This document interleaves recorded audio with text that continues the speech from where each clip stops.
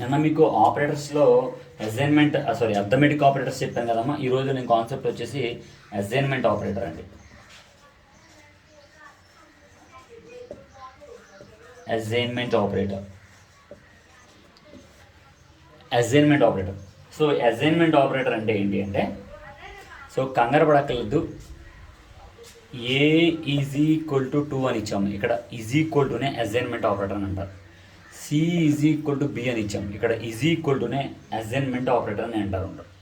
So ఇప్పుడు మనం ఏం చేస్తుంది అంటే, ఏ ఈజ్ ఈక్వల్ 2 అంటే ఈ రెండు ఏలో స్టోర్ అవుతుంది అని అర్థం. అంటే అర్థం ఏంటి? Stores the value of right side into left hand side variable.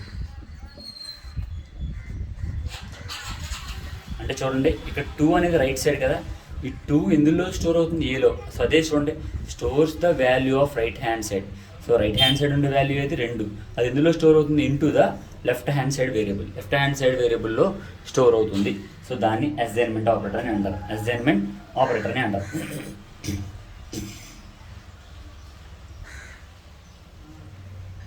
అలాగే అసైన్మెంట్ ఆపరేటర్లో చాలా చాలా రకరకాలు ఉన్నాయండి.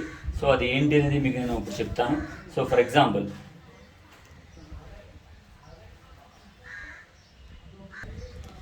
సో చూడండి, మీకు ఏం చెప్పాను? ఏ ఈజ్ ఈక్వల్ టు 5 అని పెట్టాను. ఈ 5 అనేది ఏలో స్టోర్ అవుతుంది, దాన్ని అసైన్మెంట్ ఆపరేటర్ అని అంటారు. అంటే ఏ అనేది 5ని క్యారీ చేస్తుంది అని చెప్తున్నాను. సో అలా కాకుండా ఇంకా చాలా రకాలుగా ఉంటాయండి. A plus is equal to B అని ఇచ్చాడు అనుకోండి, ఇలా ఉంది అనుకోండి. సో ఇది యాక్చువల్గా ఆపరేటర్ అండి, ప్లస్ మైనస్లో ఆపరేటర్. ఇదేమో అసైన్మెంట్ ఆపరేటర్. సో ఇలా ఉంటే దీని వాల్యూ ఏంటి అంటే, నెక్స్ట్ కింద A is equal to A plus B అని. సో ఫర్ ఎగ్జాంపుల్, నేను ఏ వాల్యూ 5 ఇచ్చాను అనుకోండి, బి వాల్యూ 10 ఇచ్చాను అనుకోండి. సో ఏ వాల్యూ 5, బి వాల్యూ 10. సో ఇప్పుడు టోటల్ ఏ వాల్యూ ఎంత అయింది? 15 అయింది. సో ఇలా ఉంటుందండి, ప్లస్ అయితే అన్నమాట. ఇది కూడా అసైన్మెంట్ ఆపరేటరే. సో సేమ్ సబ్స్ట్రాక్షన్లో కూడా ఇలా A minus is equal to B అని ఇచ్చామనుకో. సో ఇప్పుడు ఏ ఈజ్ ఈక్వల్ టు ఈ ఏ ఇక్కడికి వెళ్తుంది, ఈ మైనస్ ఈ రెండింటి మధ్యలోకి వెళ్తుంది, A minus B. A is equal to A minus B. Same అలాగే మల్టిప్లికేషన్ ఉందనుకోండి,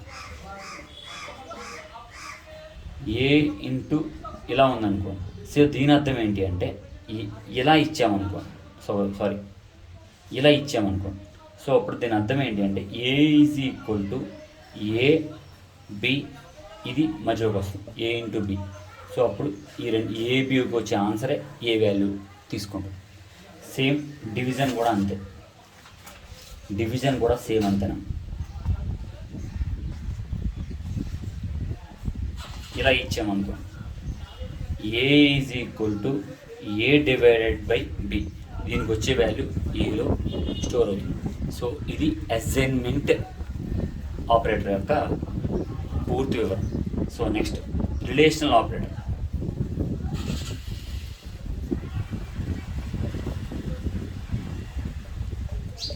రిలేషనల్ ఆపరేటర్ అంటే ఏంటి? సో రిలేషనల్ ఆపరేటర్ అంటే ఏం కాదు, ఇదేమో గ్రేటర్ దాన్ అంటారు,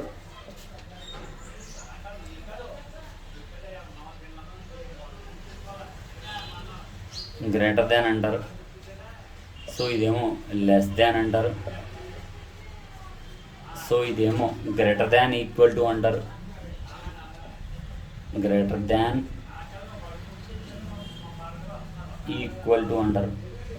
ఇలా ఉంటే లెస్ దాన్ ఈక్వల్ టు అంటారు, ఇలా ఉంటే డబల్ ఈజ్ ఈక్వల్ టు ఉంటే ఈక్వల్ టు అంటారు. దాన్ని ఇలా ఉంటే నాట్ ఈక్వల్ టు అంటారు. సింబల్స్ని ఈ మీనింగ్ ప్రతి ఈ సింబల్కి మీనింగ్, ఈ సింబల్ ఏమంటారు అనేది చెప్పడం జరిగింది రిలేషన్ ఆపరేటర్లో. సో ఇప్పుడు మీకు నేను ఒక చిన్న ఎగ్జాంపుల్ ప్రోగ్రామ్ చెప్తాను. రిలేషన్ ఆపరేటర్కి ఒక చిన్న ఎగ్జాంపుల్ ప్రోగ్రామ్ చెప్తాను.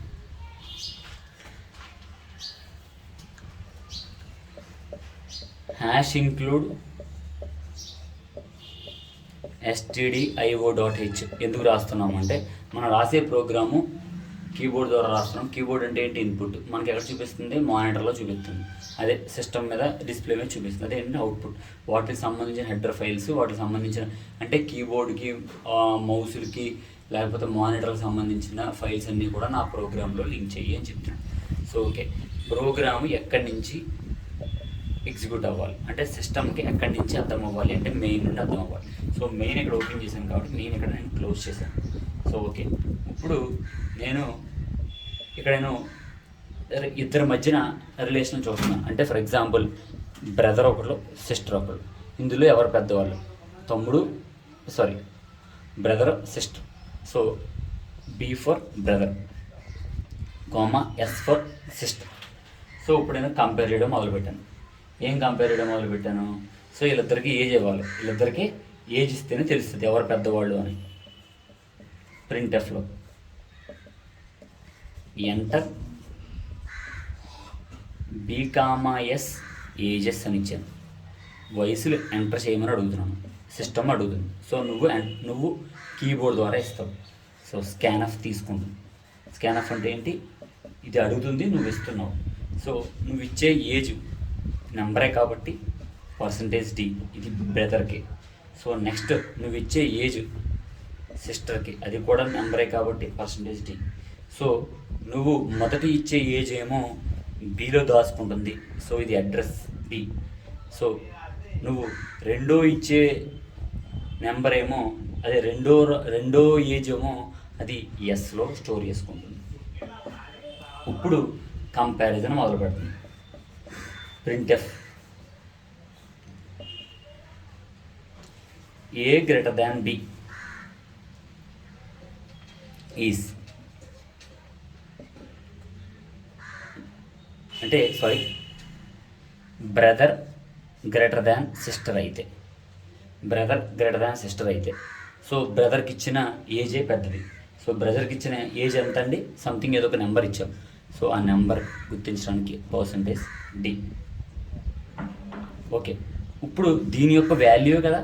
సో దీని యొక్క వాల్యూ, ఇందులో ఎవరు పెద్దవారు అనేది మనం దీని వాల్యూ స్టోర్ చేసుకోవడానికి ఇది వాడాను. సేమ్ అదే వాడేసాను మళ్ళీ. సో లేదు, నెక్స్ట్ దాంట్లో ప్రింట్ఎఫ్లో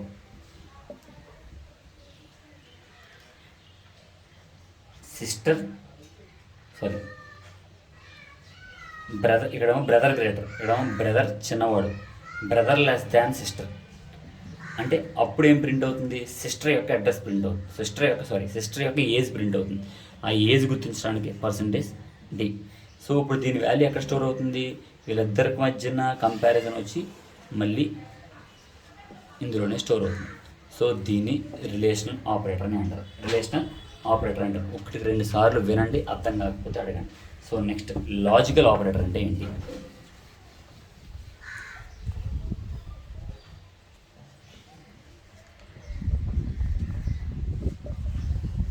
లాజికల్ ఆపరేటర్ లాజికల్ ఆపరేటర్స్లో 3 ఆపరేటర్స్ ఉంటాయి, 3 ఆపరేటర్లు ఉంటాయి. అవి దాని మీనింగ్ ఏంటి అనేది మీకు చెప్తున్నాను. సో ఫస్ట్ నార్మల్గా ఇలా రాస్తే అండ్, 2 అండ్లు రాస్తే దాన్ని లాజికల్ అండ్ అని అంటారు. సో ఇలా రాస్తే ఆర్ అని అంటూ ఉంటారు. ఇలా రాస్తే 2 గీతలు పెడితే లాజికల్ ఆర్ అని అంటారు. సో ఇలా పెడితే లాజికల్ నాట్ అని అంటారు. సో మీనింగ్ ఏంటి? లాజికల్ అండ్ ఏమని పిలుస్తారు దీన్ని? Logical and, logical are, logical not.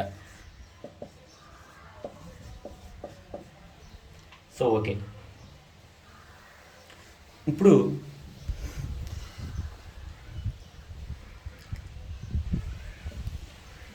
ఏకి ఇక్కడ మీరు గమనించాల్సింది ఏంటి అంటే జీరో కొన్ని బుక్స్లో జీరో అంటే ట్రూ అని అనుకోండి, 1 అంటే ఫాల్స్ అని అనుకోండి. కొన్ని బుక్స్లో జీరోతో చేస్తారు, కొన్ని చోట్ల ట్రూ ఫాల్స్తో చేస్తారు. జీరో అంటే ట్రూ అనుకోండి, 1 అంటే ఫాల్స్ అని ఇది గుర్తుపెట్టుకోండి. సో ఇప్పుడు ఏంటి అంటే A is equal to true, B is equal to false. So ఇప్పుడు ఈ ఏ మీద బి మీద logical and so logical operator ఉపయోగించాం. ఆ లాజికల్ ఆపరేటర్ ఏంటి? అండ్ కావచ్చు, ఆర్ కావచ్చు, నాట్ కావచ్చు. మీకు చిన్న ఎగ్జాంపుల్ చెప్తాను చూడండి. ఏబిఎల్ అనేది ఆపరెంట్స్ ఏమంటారమ్మా? ఆపరెంట్స్ అంటారు.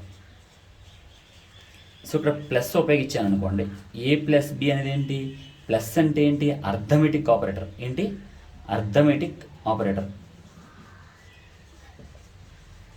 కానీ ఈ రెండిట్ల మధ్యన మనం ఏం ఉపయోగిస్తున్నాము అంటే ఇప్పుడు లాజికల్ ఆపరేటర్ ఉపయోగిస్తున్నాం. ఏం ఉపయోగిస్తున్నాము? ఏబీల మధ్యలో ఇక్కడ ప్లస్లో లాజికల్ ఆపరేటర్ ఉపయోగిస్తున్నాం. మళ్ళీ చెప్తున్నాను, ఏకి ట్రూ అని ఇచ్చాను, బికి ఫాల్స్ అని ఇచ్చాను. ఇప్పుడు రెండిట్ల మధ్యన నేను సేమ్ మీకు ఇంకా క్లియర్గా చెప్పాలంటే ఏకి 5 ఇచ్చాను, బికి 6 ఇచ్చాను, ఏ ప్లస్ బి అని ఇచ్చాను. సో దీని మధ్యలో ఉపయోగించేది arithmetic operator. A minus b arithmetic operator, a into b arithmetic operator, a divided by b arithmetic operator. ఈ 4 కూడా మ్యాథమెటికల్ సంబంధించినవి కాబట్టి అర్థమెటిక్ ఆపరేటర్స్. కానీ నేను ఇప్పుడు ఏం ఉపయోగిస్తానంటే లాజికల్ అండ్ ఉపయోగిస్తున్నాను. ఏ అండ్ బి అంటే అర్థం ఏంటి అంటే, అండ్ అంటే ఏంటి అంటే రెండు ట్రూలు అయితే, ఏ ట్రూ బి ట్రూ అయితే వచ్చే ఆన్సర్ కూడా ట్రూవే. లేదు ఏ ట్రూ బి ఫాల్స్ అయితే ఖచ్చితంగా వచ్చేది ఫాల్సే. అంటే అండ్ ఆపరేటర్లో 2 ట్రూలు ఉంటే ట్రూ, 2 సున్నాలు ఉంటే సున్నా, సున్నా అంటే ట్రూ, 1 అంటే ఫాల్స్, 1 అంటే ఫాల్స్. గుర్తుపెట్టుకోండి. లేదు ఒక ఫాల్స్ ఒక ట్రూ వచ్చినా ఫాల్సే, 2 ట్రూలు వస్తేనే ట్రూ, లేకుంటే రెండు ఫాల్స్ ఇస్తే వచ్చే ఆన్సర్ కూడా ఫాల్సే, వచ్చే ఆన్సర్ కూడా ఫాల్సే. సో మీకు ఒకటి చెప్తాను చూడండి. అండ్లో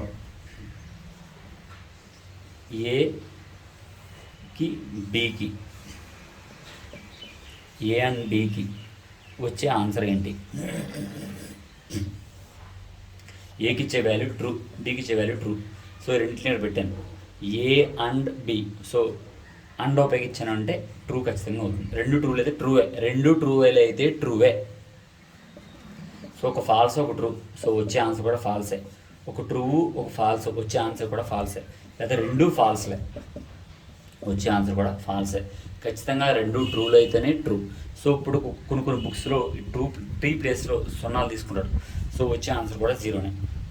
ఫాల్స్ ప్లేస్లో 1 తీసుకుంటాడు, టీ ప్లేస్లో 0 తీసుకున్నాడు, వచ్చే ఆన్సర్ కూడా 1నే. సో 0 1 1 1 1 1. అర్థమైందా?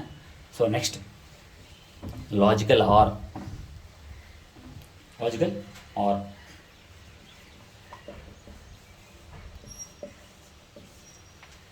సో లాజికల్ ఆర్ అంటే ఏంటంటే ఏకి ట్రూ ఇచ్చి బికి ఫాల్స్ ఇచ్చిన ఏ ఆర్ బి, సో ఇది లాజికల్ ఆర్, దాని వచ్చే ఆన్సర్ ట్రూవే. అంటే ఏదో ఒకటి ట్రూ అయితే చాలు ట్రూ అయిపోతుంది. అంటే 2 ట్రూ అయినా వచ్చే ఆన్సర్ ట్రూవే, లేదా ఒక ట్రూ ఉన్నా వచ్చే ఆన్సర్ ట్రూవే, లేకపోతే ఎలా ఉన్నా వచ్చే ఆన్సర్ ట్రూవే. లేదు 2 ఫాల్స్ అయితే మాత్రం వచ్చే ఆన్సర్ ఫాల్సే. ఖచ్చితంగా ఒక ట్రూ అయితే ఉండాలి, ఒక ట్రూ అయితే ఉండాలి. ఏ బి, సో దాన్ని ఆపరేటర్ ఉపయోగిస్తున్నాం. ట్రూ ట్రూ, ఒక ట్రూ ఒక ఫాల్స్ అయినా ట్రూగా ఆన్సర్, ఒక ఫాల్స్ ఒక ట్రూ అయినా ట్రూగా ఆన్సర్. లేదు 2 ఫాల్స్ అయిపోయినాయి, వచ్చే ఆన్సర్ ఫాల్సే. గుర్తుపెట్టుకోవాలి. అందులోనేమో 2 ట్రూలు అయితేనే ట్రూ, ఆర్లోనేమో ఏదో ఒకటి ట్రూ అయినా ట్రూవే, ఏదో ఒకటి ట్రూ అయినా true way. So next not. For example A is equal to true అని ఇచ్చామనుకోండి. ఏ నాట్ అంటే ఏంటి? ఏ కాదు. కాదు అంటే ఏంటి? ఫాల్స్. ఏ కాదు. ఇప్పుడు డీకి నేను ఫాల్స్ అని ఇచ్చాను అనుకోండి. డి కాదు అంటే ఏంటి? ట్రూ. అంతే. నాట్ దానికి ఆపోజిట్ అంతే. దాన్ని లాజికల్ నాట్ ఆపరేటర్ అని అంటూ ఉంటారు. ఓకేనమ్మా? Thank you.